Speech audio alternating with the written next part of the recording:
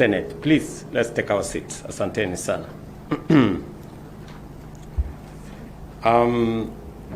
Your Excellency, Benedict Orama, President and Chairman of the Board of Afrexim Bank, my friend and partner, and your team, allow me to welcome you on behalf of the government and people of Kenya, to Kenya and to Mombasa.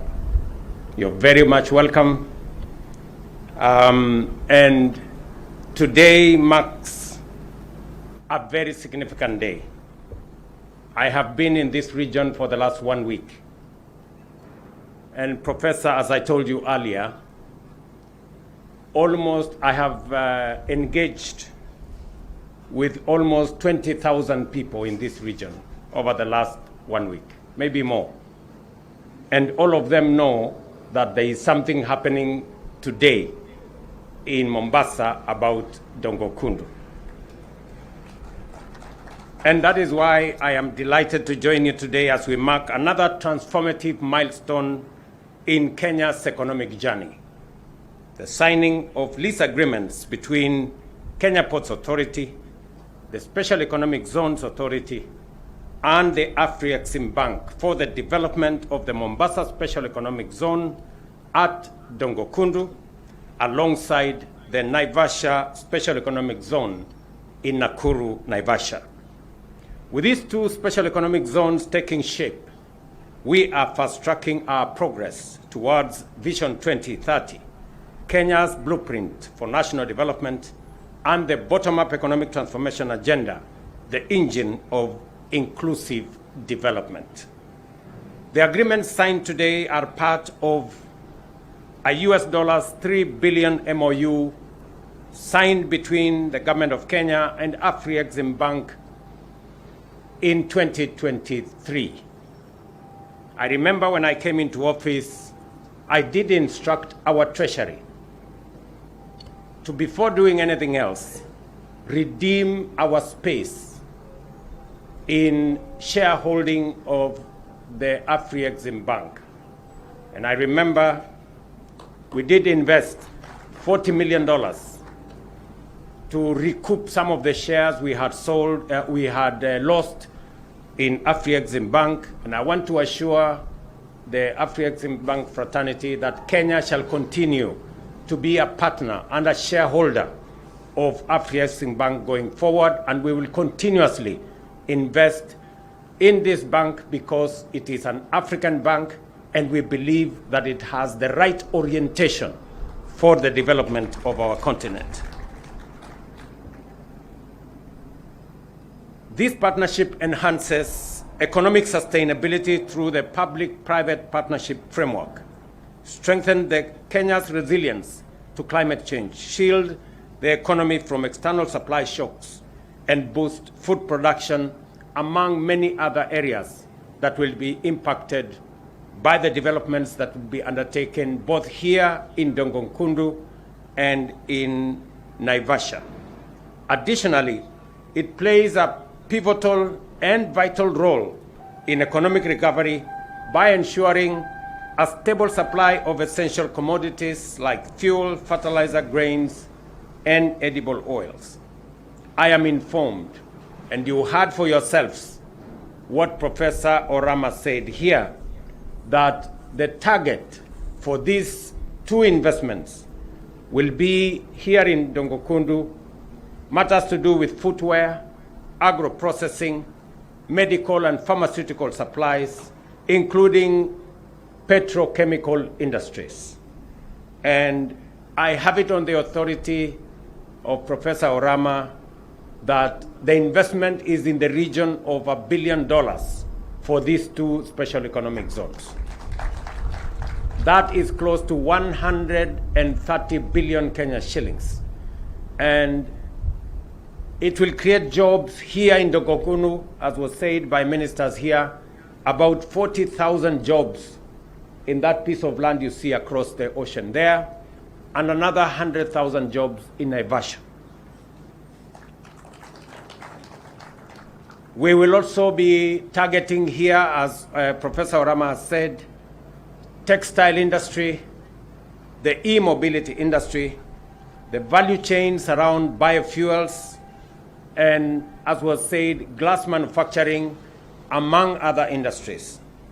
You have heard it for yourself that in China, with a population as much as that of our continent, they have 3,000 special economic zones. In Africa, the whole continent, we have less than 250 special economic zones.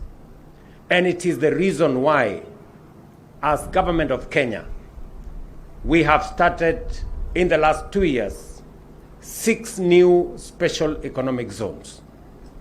Apart from this Dongokundu, we have also licensed another 2,000 acres here in Fibingo for another special economic zone.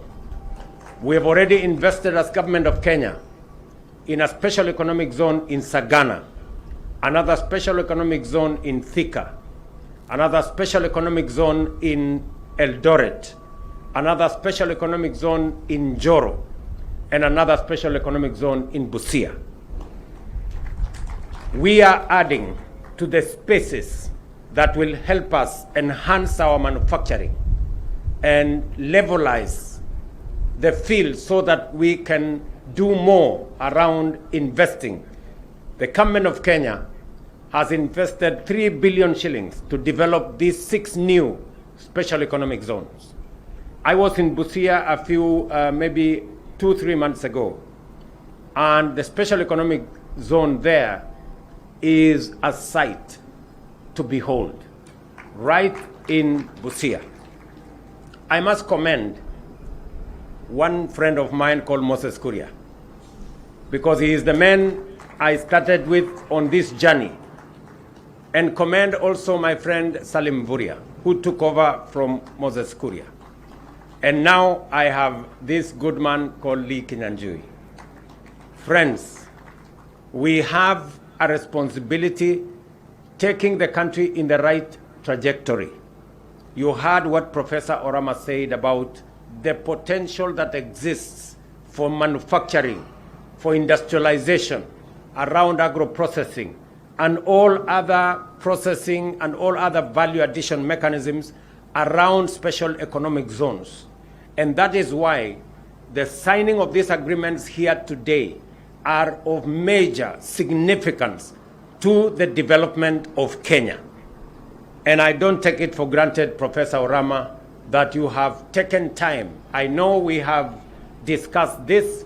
We have had possibly 15, 20 meetings, some virtual meetings, many physical meetings here in Egypt and in many other places to try and put this together. I am very proud that today, finally, we are signing the instruments that will unlock the potential that exists in Dongokundu and in Naivasha special economic zones. Beyond infrastructure, this agreement fuels industrialization, manufacturing, and agro-processing, reinforcing Kenya's position as a regional export powerhouse. If it facilitates the development of industrial parks, strengthens intra-Africa trade, and empowers micro, small, and medium enterprises to compete under the African Continental Free Trade Area, COMESA, Tripartite Agreement, and the EAC. Additionally, it promotes modern infrastructure, creative industries, and youth empowerment, unlocking opportunities for the next generation of entrepreneurs, innovators, visionaries, and investors. The resources that will be put into this special economic zone, first and foremost, will be to develop the horizontal infrastructure. As was said here, and as I said on Wednesday, we are going to be connecting power from the power station that we have built here in Mariakani. And we are going to pull power from there 76 kilometers to this special economic zone.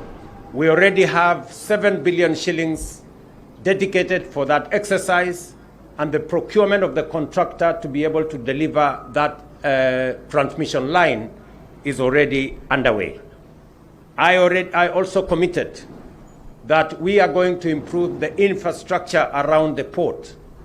Again, on Wednesday, I did launch the construction of the road that will connect these southern pipers from this port at Miritini through Bonje to Mazeras, down all the way to Mariakani, make it dual carriageway so that we eliminate congestion around the port and enhance the efficiency of the port of Mombasa.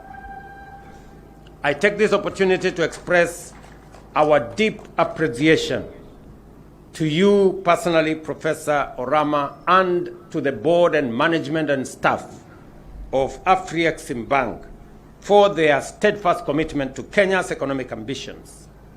We look forward to witnessing the transformation of Mombasa and Naivasha special economic zones, which will drive industrial growth, business expansion, and job creation, a true testament for the power of strategic investment. The Mombasa Special Economic Zone, commonly known as Dongo Kundu, is more than a development project. It is a gateway to prosperity, a bridge to industrial competitiveness, and a launching pad for regional trade. By leveraging our strategic position on the East African coast, we are positioning Kenya as a hub where goods, ideas, and capital converge to drive economic progress. Our gratitude also extends to the government of Japan and the Japan International Cooperation Agency for their steadfast partnership. The 2016 MOU laid the foundation for this collaboration, and today we celebrate its tangible benefits, because part of the resources that we are using to construct the road infrastructure here, including connecting power and also extending to delivering water. We will be delivering water from Tiwi in Kwale to the Dongo Kundu Special Economic Zone to make it a viable enterprise and a viable ecosystem for the development of the infrastructure and the industries that we need there.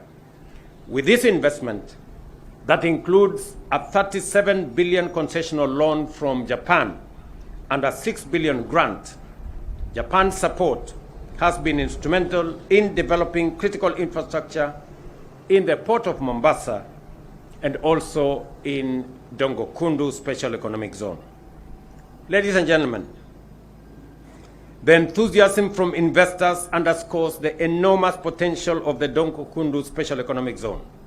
I am informed that the Kenya Ports Authority has received 97 applications for land allocation requiring close to 7,000 acres, while we have made available 500 acres to Afrexim for integrated industrial park. The signing of this lease agreement is more than a legal formality. It is a declaration of intent and a commitment to building an industrial hub that fuels economic growth, generates employment, and enhances Kenya's manufacturing capacity. As we embark on this transformative investment, we remain committed to the welfare of communities affected by the project. The resettlement action plan is underway, ensuring fair and timely compensation. To date, 1.2 billion has been disbursed, benefiting 1,712 households as of January this year. Additionally, 316 million has been allocated for fisherfolk in 10 beach management units, recognizing their vital role in the coastal economy. Realizing the full potential of Dongo Kundu Special Economic Zone and the Port of Mombasa, we require very strong collaboration. I call upon our development partners, investors, and experts to continue supporting this vision through technical expertise, financial backing, and knowledge sharing. Together, we can build a thriving ecosystem that nurtures entrepreneurship, fosters innovation, and accelerates regional integration. Allow me also to commend the board and management of the Kenya Ports Authority and staff. They have done a commendable job. Let me say this. 2 years ago, I did give very firm instructions that the government of Kenya needs to institute operational efficiency measures across all state agencies. Many state agencies took for granted that the resources that they had belonged to the people of Kenya. And because of that operational efficiency that I instructed across government agencies, today KPA is making profit and declaring dividend. Kenya Pipeline Corporation is making profit and is declaring dividend. KPLC is making profit and declaring dividend. And Kengen, among other companies that originally did not give any cent to the people of Kenya through the National Treasury, today they are paying money in terms of dividend to the people of Kenya, to Treasury, and we are using that money to educate the young people of our country, to build our roads, and to make sure that our hospitals are functioning. I must commend KPA. Last year, they gave us a dividend of 12.5 billion. This year, I am expecting 20 billion. And I am told you are well on the way towards that target.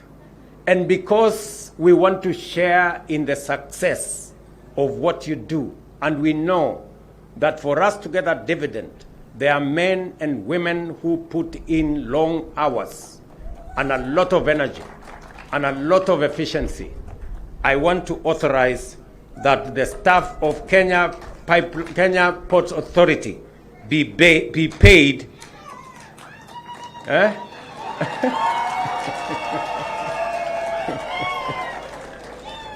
Are we together?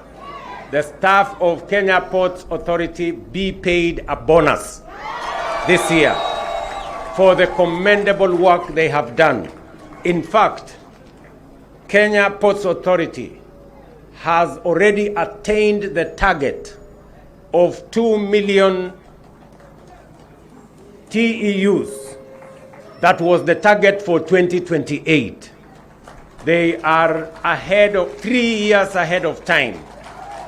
And because of that efficiency, I want to commend the staff, the management, and the board of KPA for a very well-deserved, well done, and congratulations for a job very well done. Tuwapigie makofi jameni. Congratulations.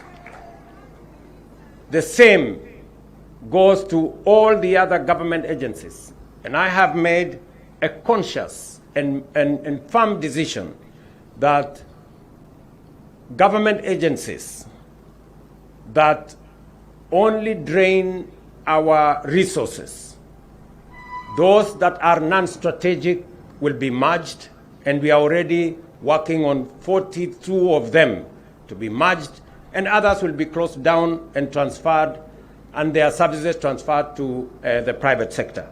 Because government, apart from doing what we do on social service, all our parastatals must stand up to the test and justify the resources that they get from the exchequer, because these are resources from the people of Kenya.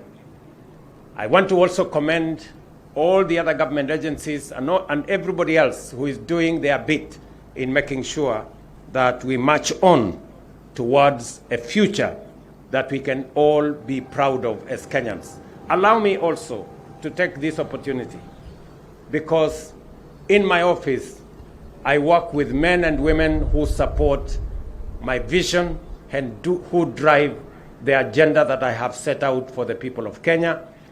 And they have worked with me tirelessly to bring this, especially this exercise, to the fruition that we see today. I must commend my friend David Ndii, the chair of our Council of Advisors. I must commend my brother Hassan, Mohammed Hassan, and all my economic team of advisors. They have pushed the limits. They have done what many people don't believe in. I know some government bureaucrats are unhappy about what they do, but they do it on my instructions, because unless and until we have clarity on how to deliver on the commitments we made to the people of Kenya, we will most likely not succeed. And therefore, I must commend you, ladies and gentlemen, for doing this and for working with everybody else. But the man of the moment in this meeting, the man of the moment in this signing, is Professor Benedict Orama. Congratulations. Tumpigie makofi jameni. He has pushed every button, and he has pushed every limit for us to get here. And his team, Kuda, and all the other good people. Forgive me, I don't know all your names. You are the best, including this beautiful girl who signed the agreements. I have talked with her many times, and they have been a wonderful team to work with. As has been said by Professor Orama, this is an investment of $1 billion. We are going to be signing the framework agreement next week. I have that on the undertaking of the Ministry of Finance. We will be signing that framework agreement next week, and within 60 days, Professor Orama says they will begin the investment. And therefore, we are readying ourselves for a takeoff here in Dogokundu and also in Naivasha. I am happy that the Minister for Trade and Industry is a former governor of Nakuru. A lot of stories were told about the Nakuru Special Economic Zone, that I was going to take that zone and bring it to Mombasa. Now we are going to put to shame those who thought that we didn't have a plan.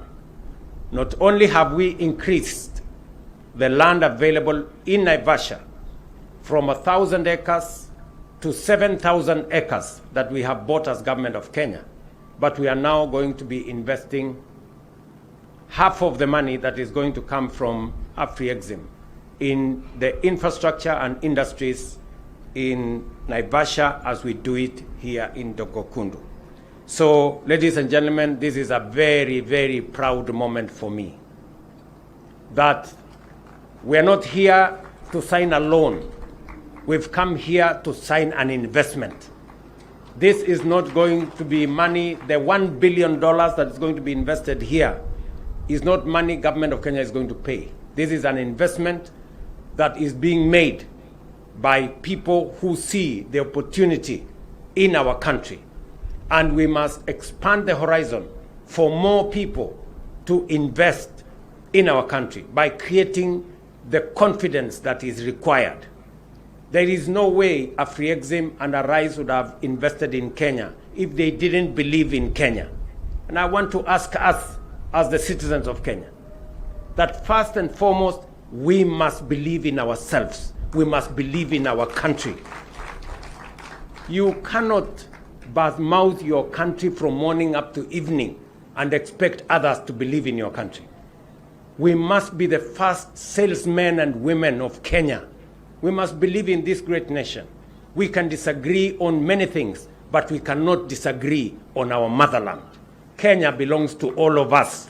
Irrespective of whatever political persuasions we have, we must believe in this country.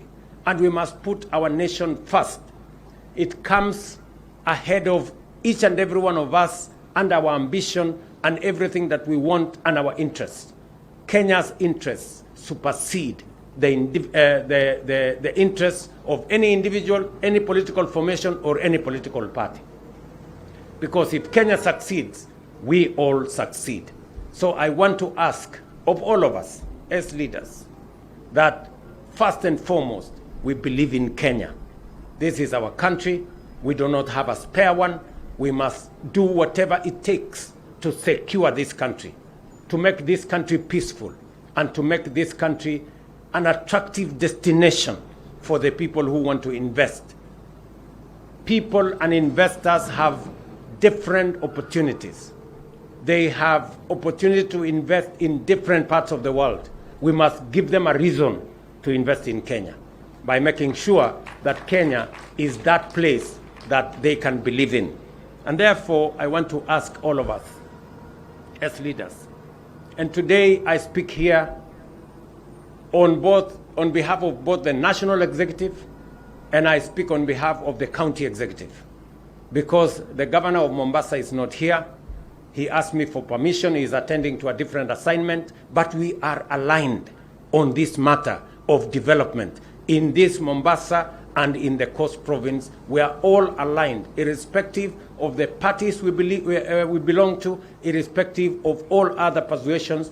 We are aligned in making sure that Mombasa is developed, every part of Kenya is developed appropriately.